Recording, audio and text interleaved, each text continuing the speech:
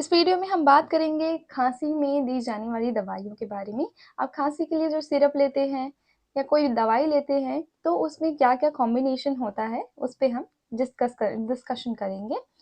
देखिए, इस वीडियो का रेफरेंस है Essentials of Medical Pharmacology by K D Tripathi, section number 4 respiratory system drugs, chapter number 16 drugs for cough and bronchial asthma. अभी हम बात कर रहे हैं ड्रग्स फॉर कफ। कफ एक तरह का प्रोटेक्टिव रिफ्लेक्स है। प्रोटेक्टिव रिफ्लेक्स क्यों है?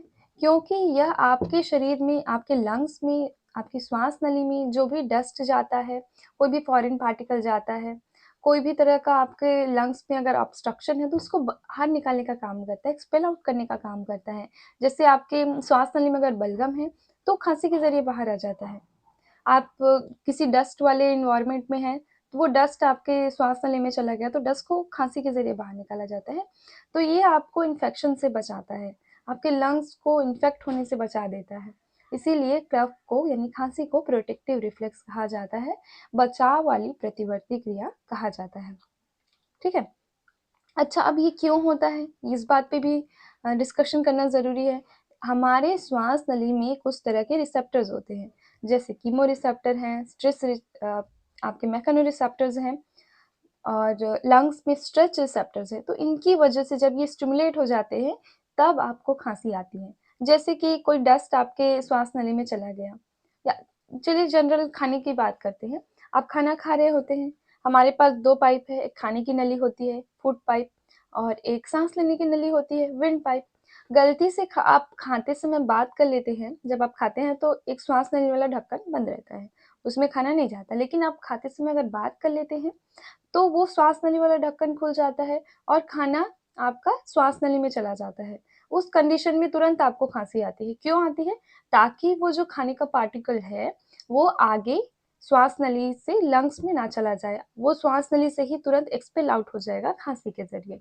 तो इस तरह से खाँसी आपको इन्फेक्शन से बचा रहा है, किसी भी चीज़ को लंग्स में जाने से बचा देता है, क्योंकि लंग्स में किसी भी चीज़ का जाना मतलब सीवियर इन्फेक्शन।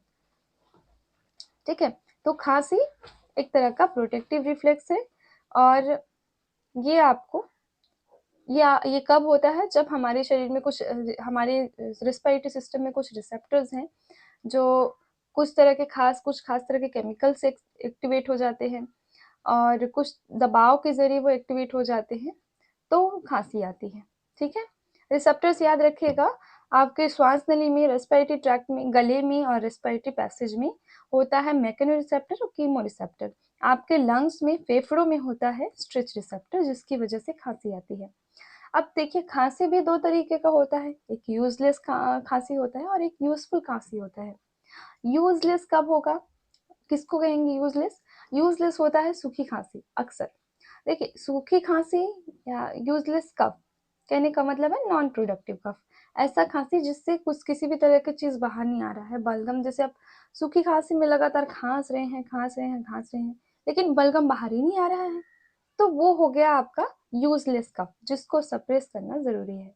इसीलिए सूखी खाँसी की जब आप दवाई देखेंगे, तो उसमें वो सारे कंपोज़िशन होते हैं, उन सारे ड्रग्स को मिलाया जाता है जो खाँसी को सप्रेस करने का काम करते हैं, बंद करने का काम करते हैं। आप जब सूखी खाँसी की दवाई लेंगे, तो तुरंत खाँसी आना बंद हो जाता है। ठीक है? यूज़फुल कफ कहने का मतलब क्या है? प्रोडक्टिव कफ। प्रोडक्टिव मतलब कुछ तो बाहर आना चाहिए। खाँस रहे हैं तो कुछ बाहर आ रहा है, जैसे कि आप गीली खाँसी हुई है आपको, आप खाँस रहे हैं, पूरा म्यूकस बाहर आ रहा है, पूरा कफ बाहर आ रहा है, बलगम बाहर आ रहा है, तो वो प्रोडक्टिव खाँसी है। क्योंकि बलगम क्यों बना है? क्योंकि किसी तरीके का इन्फेक्शन है रेस्पिरेटरी ट्रैक्ट में, श्वास नली में या फिर फेफड़ों में। तो उस इन्फेक्शन को बाहर निकालने के लिए, उसमें जो उसकी वजह से जो बलगम पैदा हुआ है, उसको बाहर निकालने के लिए ज़रूरी है खाँसना। तो वो गीली खाँसी के केस को हम क्या कहते हैं? यूज़फुल कफ या प्रोडक्टिव कफ कहते हैं। इस तरह के खाँसी को कभी भी सप्रेस नहीं किया जाता है। डॉक्टर आपको कभी भी ये खाँसी बंद करने की दवाई नहीं देंगे, बल्कि, क्योंकि देखिए, अगर आप ये गीली खाँसी भी बंद कर रहे हैं, आप इस तरह की खाँसी को सप्रेस कर रहे हैं, तो क्या होगा? जो भी इन्फेक्टेड मटीरियल है, आपके लंग्स में जैसे बलगम भरा हुआ है या रेस्पिरेटरी ट्रैक्ट में बलगम भरा हुआ है, पूरा कफ जो भरा हुआ रहता है, वो वहीं भरा रह जाएगा, बाहर ही नहीं निकल पाएगा।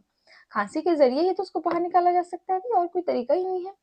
इसीलिए इस तरह की खांसी को बंद करना और आपके लिए जानलेवा हो सकता है। इसलिए डॉक्टर आपको कभी भी गीली खांसी में खांसी सप्रेस करने की दवाई नहीं देते, बल्कि और उसको इस तरीके से अलग तरीके से उसमें कंपोजिशन डालते हैं उन गीली खांसी की दवाइयों में, ताकि कफ पूरी तरीके से और बाहर आ सके और प्रोडक्टिव कफ बन सके। देखिए, गीली की खांसी के केस में एक कंडीशन होती है, जैसे आप खांस रहे हैं, लेकिन बहुत थोड़ा सा अमाउंट में बलगम बाहर आ रहा है, ठीक है? जितना आप खांस रहे हैं उसके हिसाब से बलगम ही नहीं निकल रहा है। तो उस तरह की खांसी केवल आपको फिजिकली एक्सर्ट कर देती है। उस तरह की खांसी को बंद करना ज़रूरी हो जाता है। तब आपको उस कंडीशन में हम उस तरह है, तो ये प्रोडक्टिव काफ़ी, क्योंकि थोड़ा बहुत तो निकल रहा है, लेकिन फिर भी इस तरह की खांसी को सप्रेस करेंगे, क्योंकि ये उतना प्रोडक्शन नहीं हो रहा है, उतना बलगम बाहर ही नहीं आ रहा है जितना आप मेहनत कर रहे हैं, है ना? तो इस तरह की खांसी को सप्रेस करने के लिए डॉक्टर देते हैं। देखिए, आपकी जो खांसी है वो अगर 3 हफ्ते से ज़्यादा की है, 3 हफ्ते से ज़्यादा की अगर खांसी होती है, अगर खांसी 3 हफ्ते से ज़्यादा लंबी हो गई है, तो उस कंडीशन में हम उसे अक्यूट कफ कहते हैं। अक्यूट मतलब लंबे समय तक चलने वाला खांसी कहते हैं, जिसको बंद करने के लिए फिर दवाइयाँ दी जाती हैं। ये क्यों होता है? आपको अक्यूट कफ होता है वायरल इन्फेक्शन के केस में। आप देखना, जब भी आपको वायरल इन्फेक्शन होता है, वायरल फीवर आता है, तो खांसी, सूखी खांसी ज़रूर आ जाती है। तो इस तरह का कफ अगर 3 हफ्ते से ज़्यादा लास्टिंग है, तो वो हम उसको बंद करने की दवाइयाँ देते हैं। और इस तरह का कफ अक्सर आपको सबसे कॉमन कॉज़ होता है अक्यूट कफ का वायरल इन्फेक्शन, ध्यान में रखिएगा। अपार्ट फ्रॉम स्पेसिफिक रेमेडीज़, आप मतलब केवल खांसी के लिए जो दवाइयाँ दी जाती है, उसके अलावा भी कुछ आपको एंटीबायोटिक दिए जाते हैं, क्योंकि खांसी को हम एक तरह का सिम्पटम मानते हैं। सिम्पटम एक तरह का लक्षण होता है। जैसे आपको बुखार आता है, क्यों आता है? किसी तरीके का शरीर में इन्फेक्शन हो गया है, संक्रमण हो गया है, तब आपको बुखार आता है। एक तरह का इम्यूनोलॉजिकल रिस्पॉन्स है। उसी तरीके से खांसी को भी मानते हैं। अगर आपको वायरल इन्फेक्शन हुआ है, आपके लंग्स में संक्रमण हुआ है, फेफड़ों में संक्रमण हुआ है, आपकी श्वास नली में संक्रमण हुआ है, तो उस कंडीशन में खांसी आती है। तो खांसी को ठीक करने के लिए तो दवाई देंगे ही, है ना? खांसी को रोकने की दवाई देते ही हैं। साथ ही साथ आपको एंटीबायोटिक्स प्रिस्क्राइब की जाती है, ताकि जो मेन कॉज है खांसी का वो ठीक हो जाए। इसीलिए हम जो खांसी है उसको नॉन स्पेसिफिक थेरेपी दे खांसी को हम एक तरह का सिम्पटम के रूप में ट्रीट करेंगे और नॉन स्पेसिफिक थेरेपी देंगे। नॉन स्पेसिफिक थेरेपी मतलब आपको हो रही है खांसी, लेकिन आपको एंटीबायोटिक दी जाती है, और उसके साथ-साथ आपको दूसरी खाँसी की दवाई भी दी जाती है, ताकि खाँसी का जो लक्षण है वो भी ठीक हो जाए और खाँसी का जो मेन कॉज़ है वो भी ठीक हो जाए, है ना? इनडायरेक्टली आपकी खाँसी को रोकने के लिए आपको एंटीबायोटिक्स या फिर एंटीवायरल्स दिए जाते हैं। अब बात करते हैं खाँसी के लिए क्या-क्या दवाइयाँ दी जाती है, कौन-कौन सी कैटेगरी की दवाइयाँ खाँसी में आती हैं। देखिए, खाँसी के लिए कोई भी आप दवाई ले लें, कोई भी सिरप ले लें, दुनिया का कोई भी ब्रांड ले लें, आपको ये 4 कॉम्बिनेशन 4 कैटेगरी के ड्रग्स ही मिलेंगे। चाहे सूखी खाँसी, गीली खाँसी, उसमें 4 कैटेगरीज़ होती है। फेरिंजियल डेमेल्सेंस होते हैं, एक्सपेक्टोरेंट्स होते हैं, एक्सपेक्टोरेंट्स को ही म्यूकोकाइनेटिक्स या म्यूकोलाइटिक्स कहते हैं। एंटीट्यूसिव्स होते हैं, एंटीट्यूसिव्स कफ सेंटर सप्रेसेंट्स होते हैं। खाँसी के जो सेंटर्स जहाँ से खाँसी उत्पन्न हो रहा है, उन सेंटर्स को सप्रेस करने का काम करते हैं। एडजुवेंट एंटीट्यूसिव्स होते हैं। ये 4 कैटेगरी है, फेरिंजियल डिमर्सेंस, एक्सपेक्टोरेंट, एंटीट्यूसिव्स और एडजुवेंट्स, ठीक है? Adjuvant antitussives. ओके, अब इसमें और क्लासेस देखते हैं और उसके अंदर में और जो दवाइयों के नाम है वो भी आपको ध्यान में रखना है। फेरिंजियल डिमर्सेंस में आते हैं लोजेंजेस। लोजेंजेस चूसने वाली गोलियां होती हैं, सिरप्स, ग्लिसरीन और लिकोराइस, ठीक है? उसके बाद एक्सपेक्टोरेंट यानी कफ बाहर निकालने में जो मदद करते हैं, उन दवाइयों की कैटेगरी में 2 हैं। एक तो सिक्रीशन इन्हेंसर है, जो बलगम को सिक्रीट करने के बाहर निकालने में मदद करते हैं। मतलब एकदम अगर गाढ़ा बलगम है तो उसको डाइल्यूट करेंगे। म्यूकोलाइटिक्स उसमें मदद करेंगे। दूसरी कैटेगरी है म्यूकोलाइटिक। सिक्रीशन इन्हेंसर की कैटेगरी में आ जाते हैं पोटेशियम सिट्रेट, पोटेशियम आयोडाइड, ग्वाइफेनेसिन, टोलुबाल्सम, वसाका और अमोनियम क्लोराइड, ठीक है? और म्यूकोलाइटिक्स में आ जाते हैं, एक्सपेक्टोरिन की ही दूसरी कैटेगरी है म्यूकोलाइटिक्स, जिसमें आ जाते हैं bromhexine, ambroxol, acetyl cysteine and carbocysteine. जैसे कि मैं आपको एग्जांपल के लिए गीली खांसी का एक कॉम्बिनेशन बता रही हूँ, मकबेरी का ये एक सिरप है, गीली खांसी के लिए एक्सपेक्टोरेंट है। तो इसमें कॉम्बिनेशन लिखा है टर्ब्यूटालिन सल्फेट, एम्ब्रोक्सोल हाइड्रोक्लोराइड, और ग्वाइफेनेसिन एंड मिथाइल सिरप। देखिए इसमें ग्वाइफेनेसिन भी दिया है। ग्वाइफेनेसिन क्या है? सिक्रेशन इनहेंसर है। उसके साथ आपको एम्ब्रोक्सोल भी दिया है जो कि म्यूकोलाइटिक है। तो ये दोनों दवाइयाँ कॉम्बिनेशन में काम करती है और कुल मिलाकर कफ को बाहर निकालने का काम करती है। ठीक है, ध्यान में रखिएगा। एक्सपेक्टोरेंट आपको गीली खांसी के टाइम ही दी जाती है। जैसे आपको निमोनिया हो जाता है तो निमोनिया में लंग्स में पूरा कफ भर जाया रहता है, तो उस कंडीशन में एक्सपेक्टोरेंट्स भी देते हैं डॉक्टर। उसके बाद तीसरी कैटेगरी है एंटीट्यूसिव्स की, यानी कफ सेंटर सप्रेसेंट्स की, जिसमें तीन कैटेगरीज हैं, जिसके अंदर तीन कैटेगरीज आ जाती है, तीन तरह की दवाइयाँ आ जाती है। ओपियोइड्स आ जाते हैं, नॉन ओपियोइड्स और एंटीहिस्टामिन। एंटीहिस्टामिन्स कई सारे केसेस में दिए जाते हैं और यहाँ खांसी के केस में कौन कौन से एंटीहिस्टामिन्स दिए जाते हैं वो आपको ध्यान में रखना है। सबसे पहले ओपियोइड्स की बात कर लेते हैं। देखिए कोडीन पहले दिया जाता था, अभी नहीं दिया जाता। पहले कोडीन बहुत देते थे। पहले उसके लिए प्रिस्क्रिप्शन वगैरह ये दवाई बहुत चलती थी, लोग अपने मन से खरीदते थे। नशे वाली दवाई है ना ओपियोइड्स। तो कोडीन, एथाइल मॉर्फिन, फॉल्कोडीन, ये सारी दवाई ओपियोइड्स की कैटेगरी में आ जाती है और ये एंटीट्यूसिव्स है, कफ को सप्रेस करते हैं।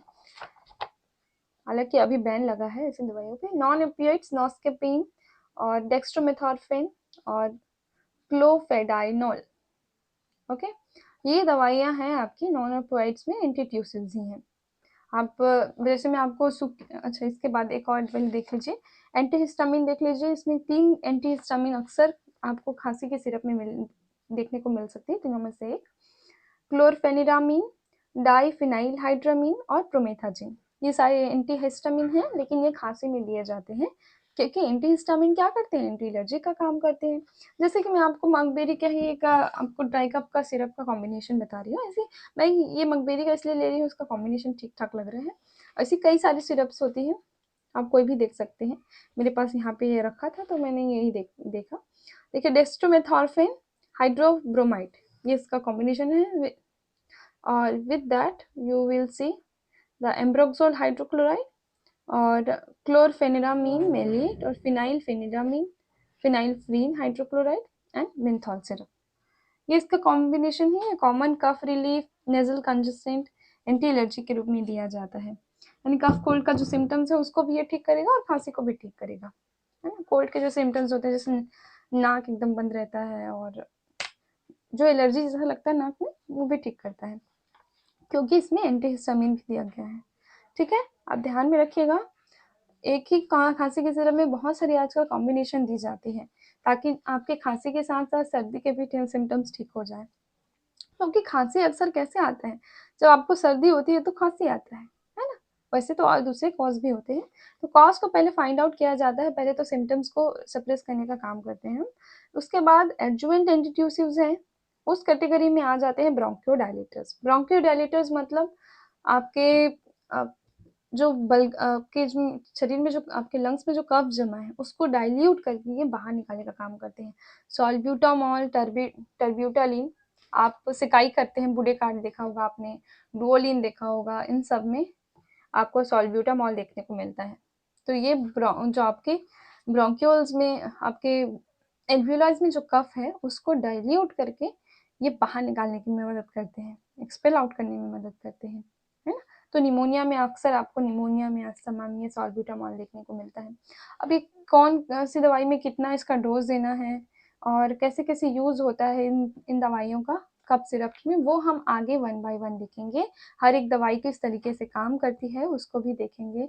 उसके लिए बने रहिए यूजी फार्मा गाइड के साथ। 1 बाय 1 आपको खांसी से जुड़ी सारी दवाइयों की जानकारी मिल जाएगी और श्वास नली से संबंधित सभी समस्याओं में जो दवाइयाँ दी जाती है उससे जुड़ी जानकारी भी देंगे। और हमारा जो रेफरेंस बुक है वो एक स्टैंडर्ड रेफरेंस बुक है। जितने भी डॉक्टर्स हैं वो इसी बुक को यूज़ करते हैं, तो आपको सही जानकारी मिलेगी, इस बात की हम पुष्टि करते हैं। धन्यवाद।